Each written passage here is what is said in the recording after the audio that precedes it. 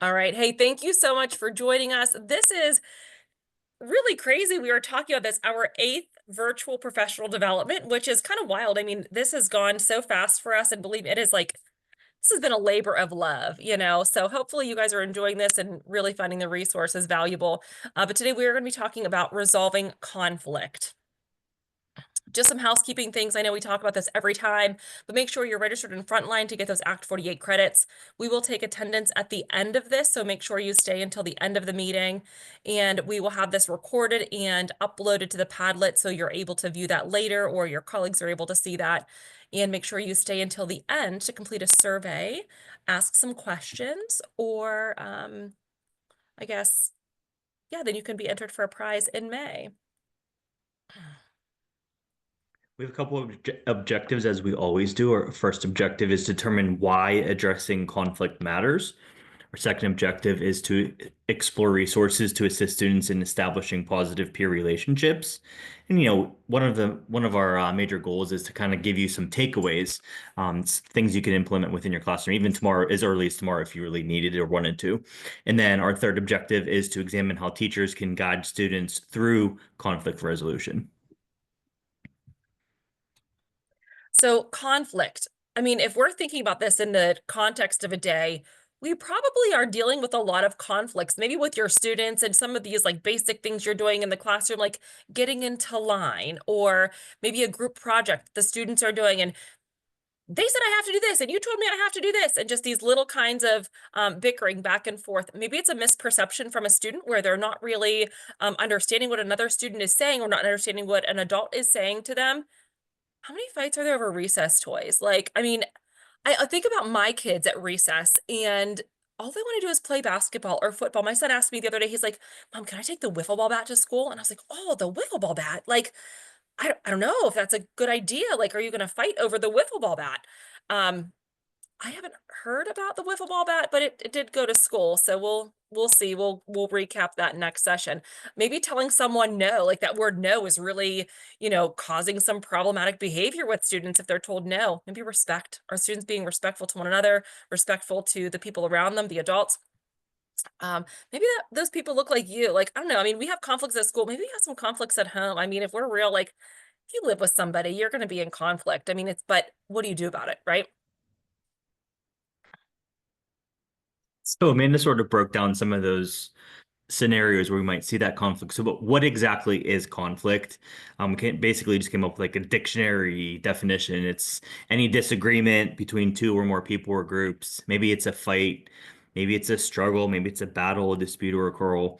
We have a couple of our examples there as well. A disagreement or misunderstanding. Maybe it gets into, it doesn't necessarily always have to be, I think we always think about like fights, like physical altercations with our older students. It doesn't necessarily have to be depending on like, where you're teaching.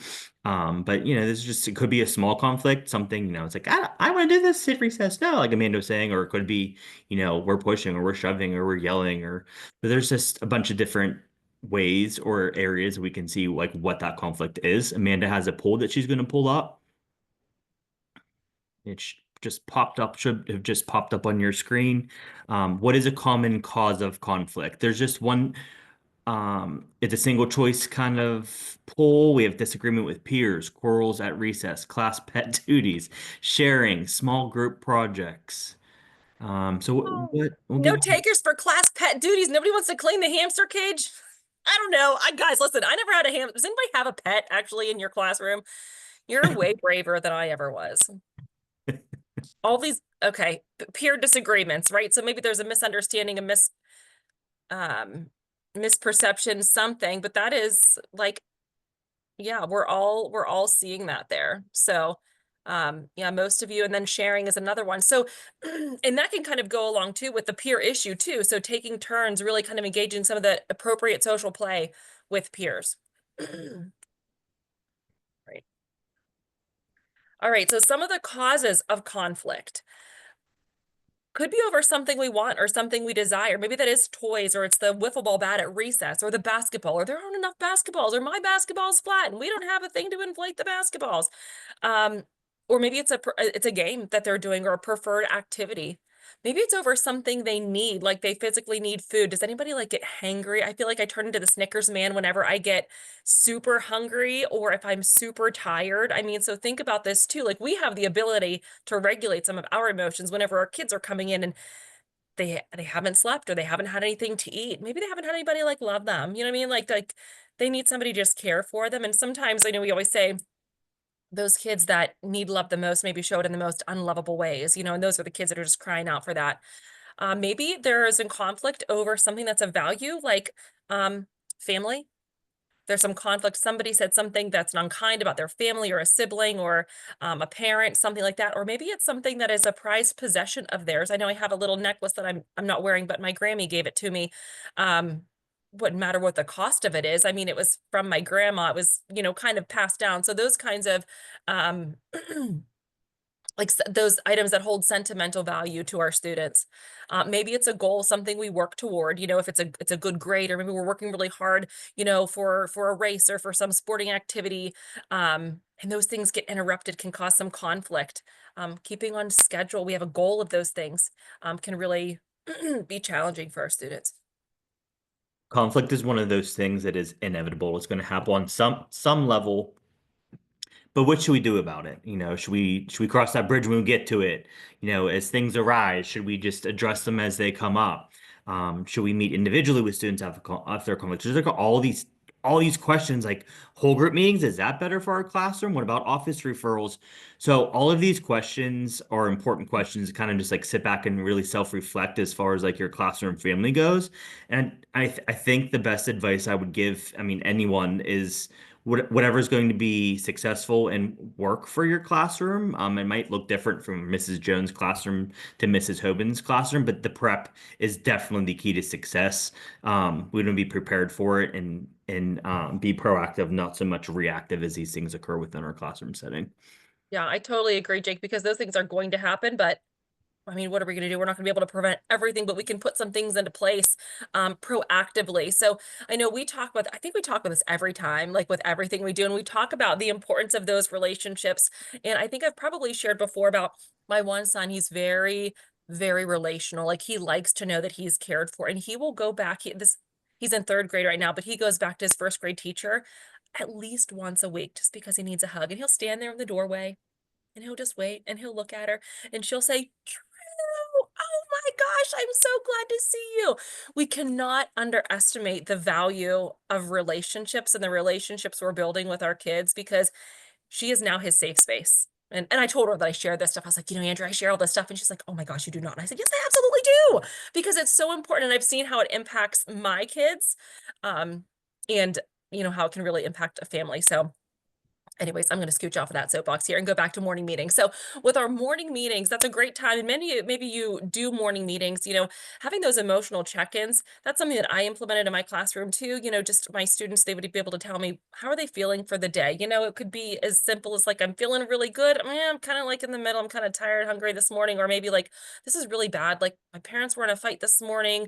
I really need to talk to somebody about it. So really having those emotional check-ins, I'm feeling upset because, or I'm really excited because, using the first five, that's something I know we talked about, and Jake's going to elaborate a little bit on that too, to help really connect with those students within the first 5 minutes of the school day and provide some opportunities for, we would say, maybe like healthy conflict, a little bit of debating back and forth with our students too. Those morning meetings can really help too with the practice of social skills in real time. So maybe if you're seeing some conflict that's arising in the classroom regularly over, I don't know, like bathroom usage or using the sink. Those are things we can say, like, you know what, we're going to take a little time this morning to talk about this as a classroom and really practice those skills. And really, regardless of age level of those students, I mean, we could say if they're, older learners, say like, oh my gosh, like they've been doing this for years, it's fine. We can, they should already know how to do that. But make sure it's really important to go back, revisit some of those things. If we're seeing patterns of behavior with, a group of students or, our class, it's really important to go back to practice some of those social skills with our students. Also gives opportunities in the morning meeting to greet one another, those appropriate greetings. I think I mean, how many people, Jake, have said like the kids are struggling with communication skills, right? Like using their words, Mhm. greeting one another, like what's appropriate. We're seeing such a struggle with our students and just having like those manners. So I say, go and make sure that those things are practice, give up those opportunities. So those are life skills, not just school skills. And then, of course, practicing those social skills within that setting too can really help prevent those things from happening in the future. We want to see the carryover between what we're practicing and them implementing those on their own. We say this every time we don't get a stipend for the first five, but we always talk about how it's already Good. We need to yeah. tell him, like, we Yeah. talk about you all the time, Doug. We should, Doug, number one's fans here. This is just a very simple example, and you may know we're talking through this as we were preparing the presentation for everybody. Just something as simple as that right picture. If you could have a farm with any animal, what would you pick? And maybe, Timmy has a chicken coop and they have, five or six chickens and he thinks A and he holds up, a number one or the letter A or just says chicken or wherever your response might be for your classroom. And I like goat yoga, so I'm gonna say C. And as simple or silly as that is, like you can take that and really just use it as a teachable moment to say like we can all have our opinions. Timmy likes his chickens, and I like my goat yoga, so we like a goat. Something I didn't really even think about was that other side, that Luca. How are you feeling? We have that one, two, three, four, or five.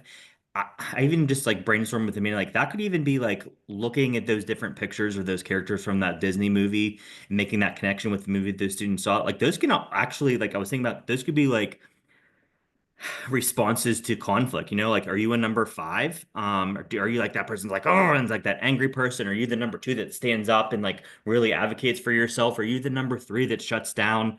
Are you the number four, sort of like me? Like you just want everybody to get along. Let's get ice cream. Or are you like "Ah, number six and like running away from that conflict? I also just sort of wanted to touch base about this.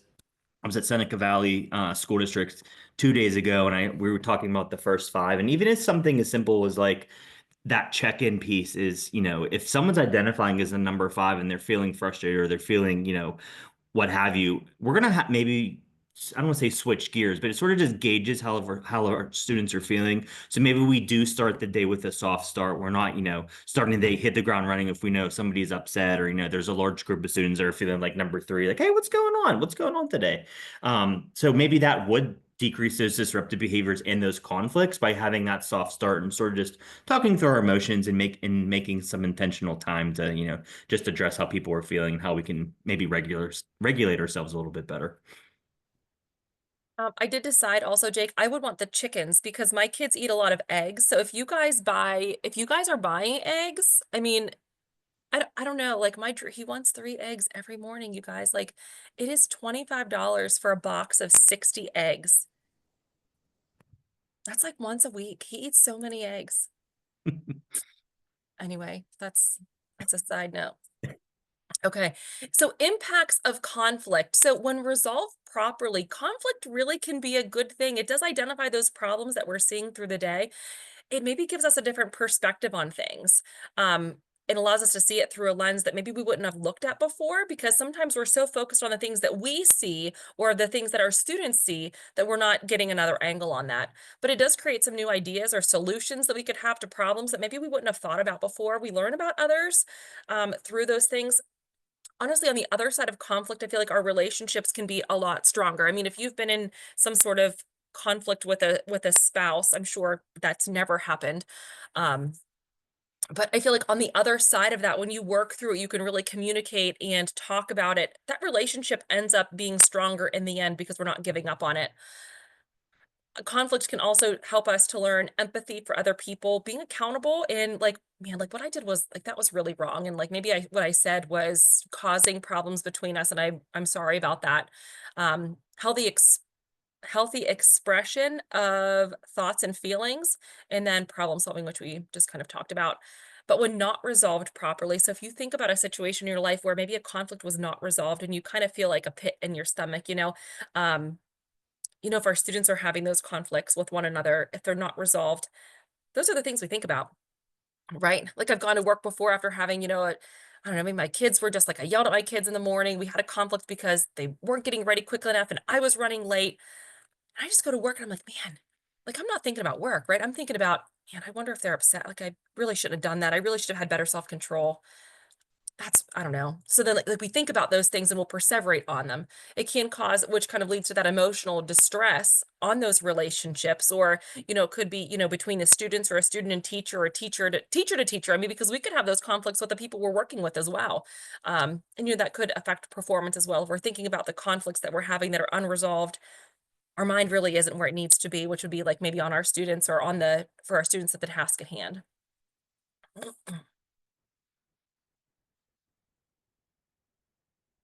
As far as this next one, so you've probably heard before, sticks and stones can break my bones, but words will never hurt me.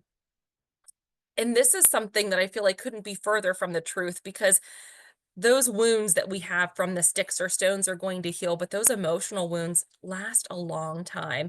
I mean, if you think about, anything that really hurts us to our core, those words that were maybe said to us, they really can do some permanent damage and really make us think differently about ourselves or question ourselves or, anything like that. But if you look at the very bottom, you can see that heart and Jake was actually giving this really great, do you wanna share about this? I love the heart one, but I love the money one. Yeah, absolutely. So these are just two activities that I've done before with my social emotional learning students. It says on that heart, I don't know if you can tell or not, but it says before you speak, think and be smart. It's hard to fix a wrinkled heart. Mm. We just do this activity, we cut out this little heart here and we just maybe just say some nasty things to heart, I don't like how you're read and this and that. We say these things, and each time we have this sort of like negative comment, we scrunch the paper a little bit more and more and more.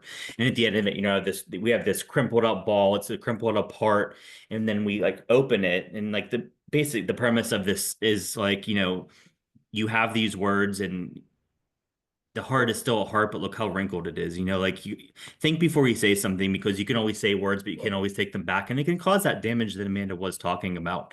Um, and these two are just activities. Again, you can maybe do this with your class tomorrow if you really wanted to. But the other one was just another one a teacher of mine in high school did with a $20 bill and held it up like, who wants this $20 bill? And of course, like everybody right there, like, give me that $20 bill. I want that. I want that. But like, well, what if we say something, it's kind of a similar thing, but every time we would say something, we would just crimple the dollar bill up and we would straighten it out. And, who wants this $20 bill? Like we still raised our hand. It doesn't decrease the value of the $20 bill. But it's hard, it's just really just a meaningful way to show students that, your words do make an impact. But on the flip side, like that $20 bill, you could really just say like people can say hurtful things. It doesn't decrease your value and sort of like build up the student. Again, just like two different activities you can maybe do with your students. Just if there's some conflicts and some name calling, those kind of things. I'm just really a more impactful way to like show them, it still hurts people's hearts, or people may say something negative to you or nasty to you. It doesn't decrease your value or your worth. So that's just my little soapbox of SCL I moments. like I like that one, Jake. Still you. So this is on the Padlet. It's a regulation before resolution. We like to talk about this as far as the hand brain model goes. It's from Dr. Daniel Siegel. I'm not going to go into this like scientific explanation of the brain. We only have want to be mindful of everybody, but basically it's just like a model. This is on the Padlet as well. If you want to just take a little bit more time, I also added a Dr. Siegel video about just like the explanation. He's the expert, not me. I'm just He's great. just explaining it. So basically it's just the part, it's your hand, and this is your emotional, it's your amygdala, emotional part of your brain, and your my brain is just shut Your off. prefrontal cortex, like Thank your you, thinking Amina. part of your brain. Thank you. I appreciate Like you. this. Whoop. So basically, whenever you're dysregulated, you blow your lid, your emotional part of your brain takes over your thinking part of your brain, and you can't reason or that's sort of why we see students not being able to regulate themselves because their emotions just take over and they can't think of like consequences to their actions or what they can do to regulate. And it sort of just talks goes into like why we really need to practice these skills and practice these coping skills, or the conflict resolution skills while students are regulated. So then it almost becomes like a muscle memory thing for them, or we can prompt them with simple cues on skills they already know how to do, to really help with those conflicts and help regulate the students. So really, what are we going to do to solve our conflict? What any reasonable person would do. Rock, paper, scissors. Okay. Not really, you guys. Okay. But anyways, I mean, maybe if it's something small, you know what I mean? Like if we're arguing or something, it's like, we're gonna rock, paper, scissors just to see who loads a dishwasher. You know what I mean? Maybe this is like a home example, not that I would ever use that. Listen, I was a phys ed teacher before I came to this job at the IU, and I did this within my classroom. I know like we're laughing about it, but to solve those minor disagreements of like, I want the green scooter. No, I want the green scooter. Rock, paper, scissors, go. Whoever wins one time and done. You get the green scooter. The next person gets the, like, it's a silly thing, but like also it goes back to those procedures and routines. We have, something that's not like a dangerous situation or like, a physical altercation. Like, I mean, it can be a simple solution. I've seen it even down to kindergartners do a simple game of rock, paper, scissors. Over the green scooter. The They, things they pick to have conflict over, you never right? know. The You green never know. scooter. Goodness. All right. All right. So how do you handle conflict? And I think this kind of gives us an opportunity to think about how are we responding to conflict in our situations, in our classroom. There's just a little sheet we have on here for a Padlet, or on the Padlet also. How are we responding? Are we yelling? Are we avoiding? Are we changing the subject? Are we trying to understand the other side and really maybe come to a compromise? Or are we lashing out in some manner? This could be something to use with students as well, to really just kind of like get a gauge for how they're responding. Maybe some of those older students, just to be kind of reflective and seeing like, oh, what am I doing? What would be a better way to handle the way in which I'm feeling? But like Jake said, certainly this would be something to do in a regulated state so that they can be reflective and it would be meaningful to them. So our next slide, we can use this in two ways, in my opinion. We're talking about communication, and whether it's we as educators, we as staff within the school, talking about our nonverbal and our verbal communication. So we always talk about that. Check your face. During COVID, we had like our masks and it covered up, and maybe had a little bit more camouflage as far as your poker face, whether it's broken or not, or maybe it's April and you just don't have that poker face anymore. But we really just wanted to display a kind of neutral expression. In our safety care trainings, we talk about not doing our posture with our arms crossed or our hands on our hips. That's just it's really not an approachable way to address students. And then verbally, intentional, specific, and positive language. We always talk about like what we want to see the kids doing. We don't say like we're walking in the class, or don't run. So we're using that intentional um, language just to express what we would like to see the students demonstrating. Sarcasm and jokes can be interpreted as mean. I know it's difficult for a lot of my students that are on the autism spectrum.